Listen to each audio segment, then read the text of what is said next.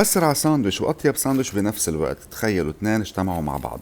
هلا هون عندي كيلو من الصدوره رح اقطعهم على شكل طويل، وبيرجع عندي البهارات رح خلي لكم اياها بالتعليقات. قوموا جربوا الساندويش هلا وادعوا لي، كثير طيبه. رح ارجع اضيف معه معلقتين من الخردل ورشه من الزيت النباتي، رح اخلطهم كتير منيح.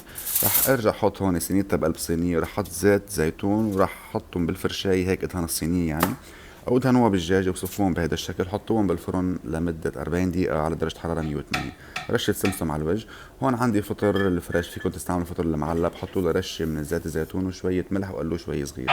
يرجع عندي الخس وشوي من الكبيس، وهون عندي خبزه الفرنجي، رح افتحها بالنص وحط الدجاجات اللي عملناهم مع بعض. كثير طيب، كثير كثير مخبركم طعمي قديش بتجنن.